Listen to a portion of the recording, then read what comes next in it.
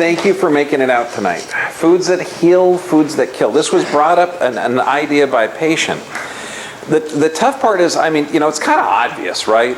I mean, what did Crocodile Dundee say? Well, yeah, they taste like, but you can live off them. No, he wasn't talking about Twinkies. Okay, I mean, we know that some food is obviously good for you, some food's obviously bad for you. But why? So I thought it'd be a good idea if you knew how your body, you know, actually works. Now, I taught anatomy for 8 years, so what I say may be a little graphic, but there's some terms like that you may know, but you're not really sure. Like you might have heard about pH levels, right? Anybody know what a calorie is? Energy. It's a unit of energy, exactly. Yay. But how much? Well, 1 calorie is 1 unit. That's true. It's a measurement of heat. It's actually an amount of energy required to raise 1 liter of water 1 degree centigrade. Okay, so you know, we know a little bit about this stuff, but let's go into detail. Because if I say that eating a Twinkie is bad for you, unless they happen to be from the Orange County Fair and deep fried, then they're not bad. They shipped all the way to deadly. So or they're wrapped in bacon. So we're going to go over what pH is, what oxidation is, what metabolism is, and what phytonutrients. Now, what's interesting, phytonutrients, you're going to find out they're elements in plants that are naturally exposed to viruses, bacteria, funguses, that actually help them survive. So when you hear about these terms, not only are you going to know about it, but you're going to know that food that has it in it may be good. So first off, pH. You know, you've heard of acid, you've heard of alkaline. Okay, all it means is acid gives up a hydrogen ion. Basic means it accepts it, and that's more alkaline. Pure water has a pH of about 7, usually. Stomach acid, when we talked about digestion last week, we talked about it being very, very, very acidic because it's designed to break down foods. It's very, very low pH. The stuff that comes out of the stomach goes zap up to 3.5. And that's basically from the pancreas. Now, when we talk about how the body works, it's important you understand the organs, because what happens if you put a spinach leaf in there that you can actually turn into kidney or eye tissue, or a Twinkie in there? So first off, whatever you have goes in the stomach, really acidic. As soon as it gets out of the stomach, it goes in the duodenum, and that pancreas has to start working. Now, this is hugely important because you're going to learn that pancreas keeps you protected from cancer. So if you have cancer problems, it's not from bad luck or bad genes. That's foolishness. We don't talk stupid here. We're going to talk about how your body works. Okay, does that make sense? It's called science. Now, you might have heard, oh, that's bad for you. It's acidic, or that's good for you. It's alkaline. Okay, none of that's really true. What happens is the residue it leaves over.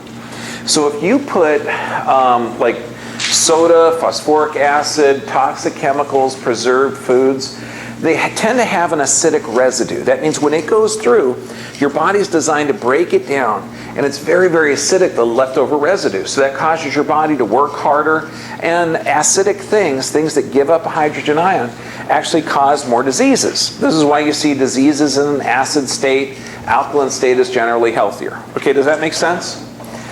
Foods that grow, like fruits and vegetables, they leave an alkaline residue. And this is what you're seeing, like a lot of alkaline water. Like, have you ever heard of Kangen water? Okay, great, $1,200 machine for only $4,000. Okay, so you know, it's a good product, great machine. I really like it. Just a little pricey. But you know, when you look at this, the alkaline residue, that's what's important, because you're seeing a lot of acidic and alkaline phases. Oxidation. So you know what pH is. Okay, it's acid or base. Oxidation, this is huge. Okay, now oxidation is rust. What you have inside of your body is also oxidation. Your health depends on how you handle this process. Figure your body builds 1 billion cells a day. How old is my skin? 28 days. 28 days. Yeah, it's not 51 years as of Saturday. It's 28 days. Okay. Well, what that means is my body builds 1 billion cells a day. I'm not the only one. Okay, your body builds 1 billion cells a day too. Okay, we all do. But that also means, think about it, if you're building 1 billion cells a day, you're killing 1 billion cells a day. So this means 1 billion dead cells every day have to be dealt with. And that's called oxidation. That's actually cellular breakdown. If you handle oxidation or the breakdown of cells correctly, then you have health. If you don't have handle the breakdown of cells correctly, you die early. Okay? So most diseases result from an incorrect handling of the oxidation process, the cell death process. So this means you've got breakdown of tissue, build up of tissue. Okay, does that make sense? Like when we talk about bone health, there's cells that live on the bones that tear down the bone, cells that build up the bone. Have you ever heard of Fosamax? Yes. Boniva? Yeah. Okay, yeah. Well, you said they're bad. Well, not if you like profit. They're bad if you like health. If you're not in the... Okay, if you're an investor in the pharmaceutical industry, they're great, really profitable drugs, but they're stupid. See, they're a biphosphate drug. What they do is they stop that process. See, health is, remember oxidation? You build 1 billion cells a day, you kill 1 billion cells a day. So that process of rebuilding your body has to take place. What the Fosamax on Boniva does, what it does, it actually stops that teardown process and stops the build-up process. So if you take a cheap measurement of bone density, it appears stronger. Except you got Walmart bone. It breaks really easy and increase the fracture rates. So this process of build up and tear down, which one's more important? Both. Yeah. You need both, and that's the big thing. See, that's what some profit-minded, stupid people are not understanding. You need it to tear down. You need it to build up. And this is why my skin, it's 28 days old. If I didn't tear it down, I'd have eczema or psoriasis. Okay, I wouldn't be getting rid of the dead skin. Okay, does that make sense? Okay, so you need both processes. The tough part, if the repair is greater than the breakdown, you have ultimate health. Okay, you're always rebuilding new cells.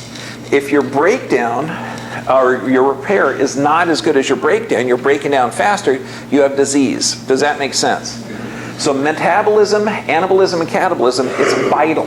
It's vital. So if you're taking stuff that breaks down your body faster than you're building it up, that's bad.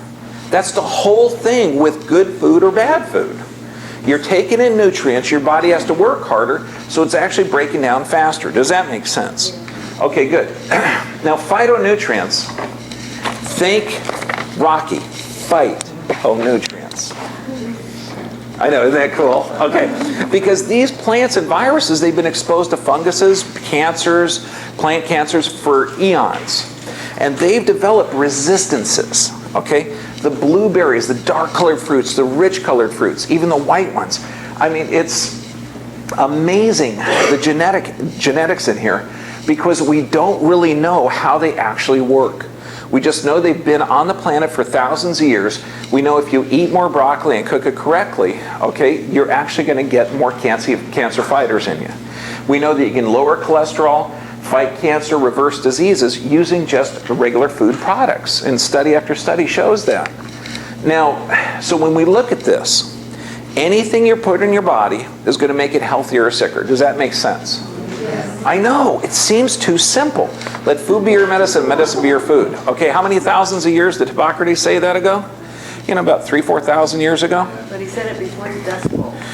He was smart. Now here, what happens is when the food goes in, and we talked about this last week, you start to masticate it up, you chew it up. And in fact, before it goes in, you smell it.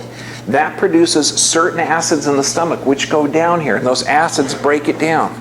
So this whole process of digestion, where it goes through the intestinal tract, and going through the intestinal tract, it gets further and further broken down. All of it is designed to get nutrients in the blood. Okay, does that make sense? Everything you put in your mouth is going to get into that bloodstream. To get into the bloodstream, it's got to go through the liver. Now, the liver is an enzyme factory. So this means you put a banana in your mouth, it's got to go through the intestinal wall, broken down into protein, fats, and carbohydrates, and that goes through the liver. You put whole raw milk, You've got these giant fat globules. That goes down through the intestinal tract and goes in there. Let's say you go crazy, you hit your head, you don't know what you're doing, and you buy homogenized milk. Well, you could make a mistake, you don't know, you were blinded by the sun, okay? Well, homogenization is actually sharp shards of fat inside of the milk that's going to do arterial damage. So that homogenized milk can actually get through the intestinal tract into the bloodstream and do arterial damage. Okay, but you're not going to do that if you're thinking correctly. So, Dr. Robert Lund, I love this. So now think about this. So what do we say about that happens to food? You eat it, it goes in, it goes through your liver, it gets in your blood, right? Now, the digestive system is not designed for digestion. It's designed for alkalizing the food in preparation for becoming the new blood. Whoa. Okay, I read a lot. I read stuff like this and I go, gosh, I like that. The new blood becomes the new body cells. So if your body's always replacing itself, and everything you put in there is going to change your blood system, that means it's going to change your health and how you replace cells. Does that make sense? It must, because I just saw like 4 light bulbs go on out there. Oh God, I get it now. Okay, so let's look at this. So now we're going to look at blood tests a whole different way. How many people in here have ever taken a blood test? Okay, good. Now you know that it's not accurate. It's about 15% of the diagnosis. But what's crazy is the way that we're looking at blood tests is incorrect. Okay, what they're doing with blood tests now is they're trying to categorize you in areas of normal, okay, and then localize you into a type of disease or condition, and then give you a chemical to change the outcome of the blood test. They're not actually thinking about how your body is working. So what we're going to do, we're going to change that. So when we look at, remember, anything you eat is going to change your blood. It's going to make your blood healthy or blood sicker. If your blood's healthy, your body can rebuild itself. If it's sick blood, it's going to break down. Okay? Does that make sense? Yeah. I know. God, I wish doctors got this. So you got high protein, okay? I really do. You got high protein in the blood. That means the kidneys have to work too hard, and you get undigested proteins. Now, we're living in Southern California. How many people are going to get sunburn this year? Pretty much. Raise your hand, because we're all going to get it. Okay, yep. Well, if you get sunburn, have you ever noticed that you're a little nauseous afterwards? That's because your body actually breaks down from the solar radiation, just like if you put a steak on the grill. You have excess protein in the blood, and the kidneys have to work harder. This is why if you go in the sun, okay, wear a hat, okay, but if you happen to get accidentally sunburned, like you take a bunch of people on the boat and your hat blows off, okay, it can happen. You drink a lot of water so that your kidneys can flush out the proteins. Does that make sense? Okay, so it's not a pathology, it's an adaptation of your body. High fats in your blood, that's lipids. It means undigested fats. It means that's when you hit your head on the pipe and you bought the homogenized milk. Or let's say you do something really stupid and get something deep fried. That's not deep fried in coconut oil. Okay, let's say you eat some crazy trans fatty acids that are devoid of nutrients. Okay, that'll cause your arterial system to be damaged. High sugars, that means it's undigested sugars. It means you're taking in incorrect proteins, incorrect sugars that don't make sense. Like when you see the stupid commercials that say high fructose corn syrup is from corn. Right. Okay, have you seen the plastics that are made from corn as well? Okay, have you seen ethanol that's made from corn? Yeah, you can eat ethanol, it's made from corn. No. It will kill you. Okay, so heroin? Yeah, that's natural. No, it's made from poppies. No, we don't use stupid arguments like that. So these are clues to your body not functioning correctly, but the whole thing is it gets toxic blood. So if you go in there, you choose something, you know that French fry is going to turn into blood. So if you say, well, that French fry came from an organic potato, it was fried in coconut oil, and it has sea salt on it, that's a radically different animal.